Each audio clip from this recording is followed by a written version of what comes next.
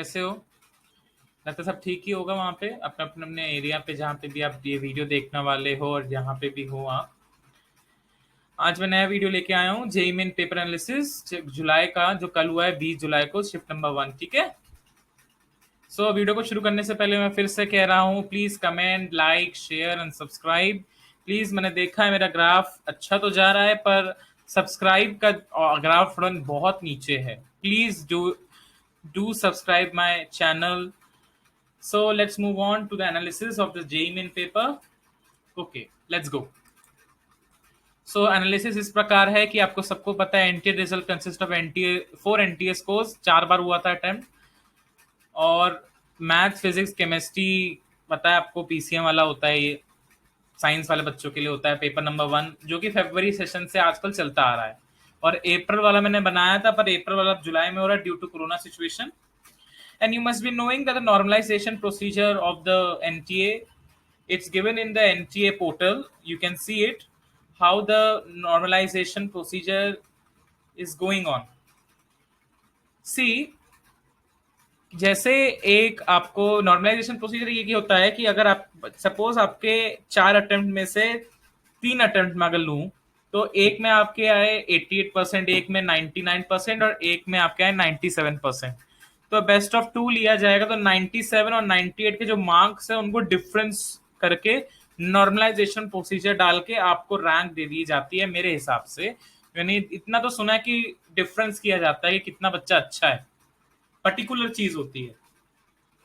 34 मैंने देखा था, 34 से ज्यादा अगर थोड़ा डिफरेंस हो जाए तब थोड़ा रैंक में फर्क आ सकता है, वरना नहीं, वरना ऑल फाइन, डरने की बात कोई नहीं है। Okay, let's move to the analysis that question number wise अगर आप देखें तो क्वेश्चन वाइज डिस्ट्रीब्यूशन इस प्रकार है कि केमिस्ट्री में 15 क्वेश्चन 60 नंबर के, क्लास 11 की बात कर रहा हूं, देख लीजिए please. Maths number of question 10 थे जो कि 40 नंबर कॉम्प्रोमाइज करते हैं, कंप्राइज करते हैं 10 into 4 you know that and -1 for negative marking you know. Physics ज्यादा question 56 and total 156 and 39 questions. Similarly in class 12th also, तो केमिस्ट्री में 14 क्वेश्चन 12 क्वेश्चन और 13 क्वेश्चन मैथ्स फिजिक्स रिस्पेक्टिवली। ठीक है। एंड टोटल परसेंटेज आप देख सकते हो तो केमिस्ट्री में 50% क्लास 11th के और 12वीं का 47%। मैथ्स का देखा जाए तो 33% इन 11th एंड 12th 40%। फिजिक्स का 47% एंड 43%, भले ग्रैंड टोटल 43% दोनों में आ रहा हो पर weightage of class 11th is was more than that of class 12 paper के हिसाब से हो गया ना पेपर, इसलिए बोल रहा हूं। Okay, let's move on to the subject wise difficulty level distribution. Okay, इस प्रकार की सब्जेक्ट है कि केमिस्ट्री 19 क्वेश्चन इजी लेवल के थे, मतलब 19 क्वेश्चन जो थे वो इजी लेवल के थे केमिस्ट्री में। और मैथ्स में इजी लेवल 10 थे, फिजिक्स में 5 थे, मीडियम के कुछ ज्यादा ही थे, केमिस्ट्री 9, मैथ्स 10, फिजिक्स 18। सोचिए, डिफिकल्टी लेवल तो छोड़ दीजिए, बहुत ही कम है, टफ मतलब बोल सकते हो आप। नीचे मैंने ग्राफिकल रिप्रेजेंटेशन भी आपको नीचे दिख रहा होगा मार्क्स वाइज और क्वेश्चन वाइज। तो मार्क्स वाइज देखा जाए तो मीडियम लेवल ही सब में दिख रहा है, क्वेश्चन वाइज में भी मीडियम लेवल, मतलब पेपर वाज मॉडरेटली डिफिकल्ट। ठीक है, मॉडरेटली डिफिकल्ट का मतलब है ना ज्यादा डिफिकल्ट और ना ज्यादा मॉडरेट। ठीक है। ओके, अब हम लोग सिर्फ फिजिक्स के एनालिसिस के बारे में बात करेंगे। So let's go. ये आ गया, देखा। तो देखा जाए तो mechanics was having more weightage in the paper. ओ हो मैकेनिक्स, भैया मैकेनिक्स तो बस कुछ ही लोग जानते हैं, हम तो पागल ही हो जाते हैं जब मैकेनिक्स पढ़ते हैं। हाँ बेटा, होता है कभी कभी मैकेनिक्स में होता है रिजिड बॉडी डायनामिक्स, डायनामिक्स सुन के ही खराब हो जाता है हमारा। नहीं नहीं नहीं प्लीज, ये जो मैंने डायग्राम दिख रहे होगे पुली वाला और ये यही तो सब डायनामिक्स और 3D 3D में और 2D में आता है। तो rigid body dynamics, centre of mass, rectilinear motion, vectors starting में पढ़ाया होगा, gravitation, unit and dimension, circular motion, work power energy, Newton laws of motion, relative motion, इन सब का एक एक क्वेश्चन था जो कि 3-3% वेटेज रखता है। ठीक है। अब हम लोग केमिस्ट्री के एनालिसिस के बारे में बात करेंगे। तो केमिस्ट्री का एनालिसिस इस प्रकार है कि आप देख सकते हो, मैंने एरो लगा के रखी है। इनऑर्गेनिक केमिस्ट्री में 23%, organic chemistry for 23%, physical chemistry 23%। Okay, आपको पता ही है कि ये तीनों केमिस्ट्री का सेम भी था और बहुत ही हाईएस्ट वेटेज था इन सब में, क्योंकि 97% केमिस्ट्री वेटेज दे रहा है कम से कम। चैप्टर को सब वेटेज यहाँ पे चैप्टर वाइज लिया गया है, तो 97% वेटेज सोचो। But it was chemistry part was easy, मैंने रिएक्शन सुने हैं बच्चों के।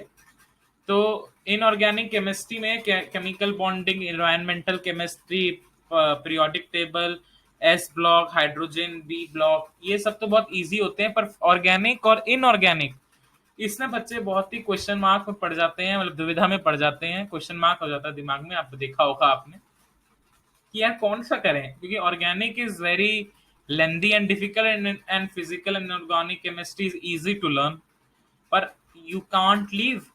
You also have to do organic chemistry. So biochemicals, polymers, alkyl halide, alcohol, ether, Grignard reagent, reduction, amines, hydrocarbon, ये सब बहुत ही इंपॉर्टेंट है। ठीक है, तो हम आगे बढ़ते हैं मैथ्स के एनालिसिस पे। तो मैथ्स का एनालिसिस इस प्रकार है कि डिफरेंशियल कैलकुलस जो था उसका वेटेज बहुत ही ज्यादा था। तो देखा जाए तो 10% बायनॉमियल थ्योरम का था, डिफरेंशियल 13% का था, इंटीग्रल 7% था इस बार। तो डिफरेंशियल कैलकुलस में देखो, जैसे मैंने इमेज बनाई है, सर अपना पीट के अपना बाल खींच रहा है, वैसे ही सबकी हालत हो गई होगी पेपर में, जिसने पढ़ा नहीं होगा। तो देखा जाए तो अच्छा पेपर था ओवरऑल, जिसमें मैथ 73% वेटेज कैलकुलेट मतलब पेपर में करता था। सो आप सोच सकते हैं कि आपका कल का पेपर जो कि 22 जुलाई को होने वाला, वो कैसा होगा। Okay, so let's move on to the overall analysis of the whole paper, सबको मिला के। ठीक है, तो ओवरऑल एनालिसिस मैंने ऐसे किया है कि in this analysis I have rated every question on a scale of 1 to 3। So for 1 is easy, 2 is moderate and 3 is difficult। Image भी देख सकते हैं आप कि केमिस्ट्री में 1.38 मैंने दिया है, maths 1.64 and physics 1.96 and overall देखा जाए तो 1.66। It is my perception. Every coaching centre, every institute has its own perception. कोई लोग बोल सकता है कि इनमें से कोई तीनों में से कोई ये बहुत ही डिफिकल्ट पेपर है, कोई मॉडरेट पेपर है, कोई मॉडरेटली डिफिकल्ट है, कोई बहुत इजी बोल सकता है, सब पे डिपेंड करता है। Okay, so you can also see the graphical representation। So I feel that maths and physics both were very tricky, little tricky, not very, and difficult as compared to the chemistry। ठीक है, तो देखा जाए तो chemistry, और आपको पता ही होगा कि एनटीए हमेशा फिजिक्स फिर मैथ्स और फिर केमिस्ट्री का प्रेफरेंस लेता है, और फिर बाद में जिसके दो सेम होते हैं, है ना। सो आपको, मुझे लगता है कि अच्छी तरीके से ओवरऑल एनालिसिस ऑफ पेपर समझ में आ गया होगा शिफ्ट 1 का। ठीक है, जेई मेन का। So thank you for watching this video. Please like, share, subscribe. अब मुझे लगता है कि आप अगला पेपर भी अच्छा करेंगे, उसका भी मैं एनालिसिस वीडियो बना दूंगा। प्लीज कमेंट सेक्शन में लिखें कि आपको क्या शिफ्ट नंबर 1 और 2 का भी पेपर डिस्कशन चाहिए या नहीं चाहिए, क्योंकि मैं तो एनालिसिस बना दूंगा शिफ्ट नंबर 2 का भी, अगर आप बोले तो। बिकॉज सब्सक्राइबर ही मेरे लिए सब कुछ है, और मैं इनहेंस करे जा रहा हूँ धीरे धीरे अपना सब कुछ। सो ओके, बाय, टाटा, शब खैर, सब ख्याल रखें। Okay, bye, have a great day.